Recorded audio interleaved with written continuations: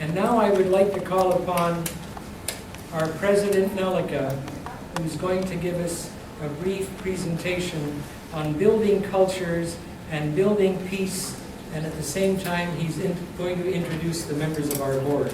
Nalaka.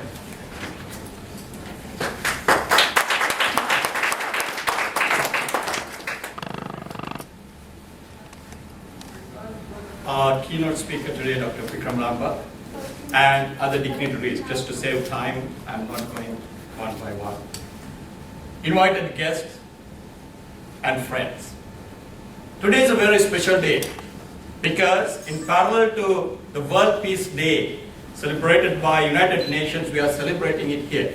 We have a reason to do that because Rotary International theme for this year, as we all know, Rotary International is having every year a theme, is peace through service. And Rotary's motto is service above self. Now this year, peace through service. So that means we put peace above ourselves for this year.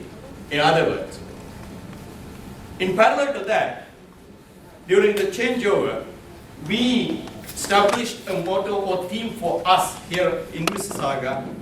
Our club, Mississauga City Center, is bridging cultures and building peace. Let me explain a bit about why this theme has been selected on peace. Now, peace has become a buzzword today everywhere, all over the world. Even the people who are fighting each other talk about peace. So, peace to many people is a noun if you look at the English dictionary. I mean, if you look at the dictionary, it's a noun. But peace to Rotary is not a noun, it's a verb. Why do I say that? The Rotary Foundation is the lifeline of Rotary. Rotary Foundation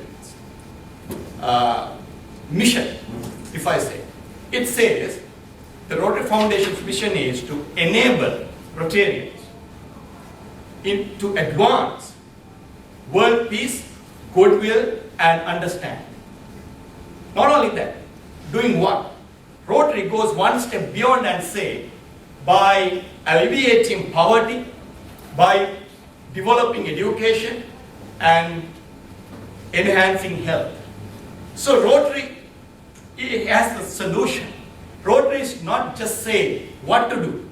And many people today, if you look at newspapers, media, television, radio, people say what to do. They come and say, do this, do this, do this. But Rotary say how to do it. That's the difference between Rotary and other organizations. So Rotary says by promoting health, by promoting education, by alleviating poverty, you can establish peace on this earth. So peace is something that we all love to have. Starting with peace of mind, the peace in the family, peace in the society, peace in the neighborhood. If you look at our society here, we can say, I always say this, if I compare Mississauga news for the last 2 years, the headlines, if we look at the headlines, now you see what has happened to peace in our own community here. So we have a duty to start this here at our home. So that is why we established this, bridging culture, because this is the community that we are living is quite a multicultural environment. And in our club, we have more than 20 different cultural backgrounds. But culture to me, I would relate culture to me, myself, in a different way. How? My body is made out of many parts. 2 eyes, 2 ears, nose, hands, legs, and many organs. If my right hand starts working on its own, if my left hand starts working in a different way, if my leg starts in a different way, and if my head starts working in a different way, what would happen to me? If I want to look this side, my right eye says, no, I don't help you to look at this side. What would happen? Disaster. The same thing would happen if all the cultures start working in a different way. Cultures are needed, cultures are important, but all the cultures should intermingle, come together to drive forward in one direction. Then only everything can move forward well. So that is the reason that we said bridging cultures can definitely build peace in many ways. Let me share with you a very short story and then hand over to our speaker here. One day, at the rush hour, people are waiting in a bus stand, and they were waiting for the bus.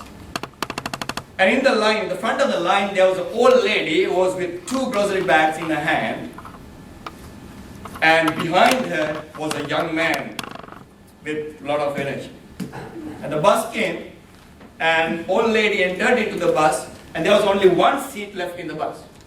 So old lady was going towards the seat, and this young man was behind. What he did was, he pushed the lady aside and went and sat on that seat.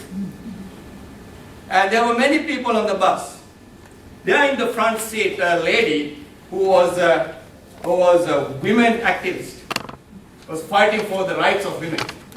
And she started thinking, hey, this is very wrong. This male tried to do something to female, and it's very wrong, I should do something about it. And the other seat, there was a surgeon, a medical surgeon. He started to think, oh, the way that old lady has fallen, definitely the third rib from the top would have been cracked. And there was a psychologist in the bus, and the psychologist started thinking, this young man needed definitely the psychological therapy. And the fourth one was a lawyer. He started thinking, this country should change the legal procedures to take action against this man. And by the side, there was a schoolboy. What he did was, he stood up and called that old lady and asked her to sit. So who did the right thing? Everybody else was thinking about what to do, but this schoolboy stood up and did the right thing to do. And that was the first thing to do. So this is where we need people to take action in order to create peace. So today, we are